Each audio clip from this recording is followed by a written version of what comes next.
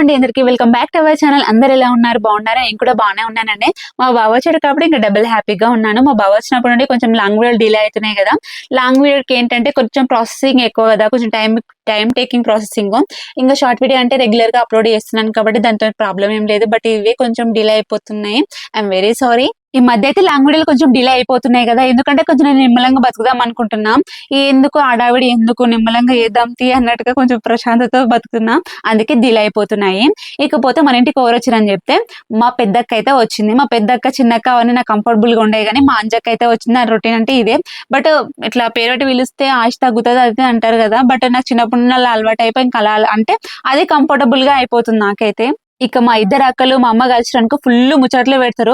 At least వాళ్ళు అన్నం కూడా తినరు, ముచ్చట్లు పెడతారు పడుకొని ముచ్చట్లు పెడతారు పడుకొని అట్లే పడుకుంటారు. ఇక మళ్ళీ లేబరు అన్నం తిన అన్న లేబరు వాళ్ళు అట్లుంటారు వాళ్ళ ముచ్చట. ఇంక ఇద్దరు ముగ్గురు ముచ్చట్లు పెడతారు, ఆ ముగ్గురు పెడతారు, వీళ్ళిద్దరు ఇడ పెడతారు. నేను ఒక్కదాన్ని మాత్రం అక్కడ నుంచి ఇక్కడికి ఇక్కడ నుంచి అక్కడ సర్వేరెంట్ గా ఆడికి పని చేయాలన్నమాట ఎవరికి ఏం కావాలని. ఇక మా అమ్మ వస్తే ఇలా అంత సామాన్ అయితే పట్టుకొని వచ్చింది, అంతే కూరగాయలు పట్టుకొని వచ్చింది మాకు. అందుకని చెప్పి ఏమేమి తెచ్చింది, ఏమేమి చేస్తున్నాం అని చెప్పి అన్ని మాట్లాడుకుంటే ముచ్చట్లు అయితే పెడుతున్నారు.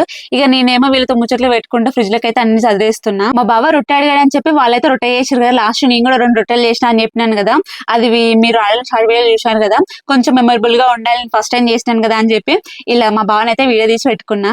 ఇక నెక్స్ట్ డే అయితే మా చిన్న వాళ్ళ కొడుకుదైతే బర్త్డే ఉండే, అంటే మా పెద్దమ్మ వాళ్ళ ఇంటికి అయితే వెళ్ళిపోయినాము. నిజంగా నేనైతే చాలా రోజుల తర్వాత ఫ్యామిలీ ఫంక్షన్ కి మా బావతో కలిసి అటెండ్ అయ్యాను.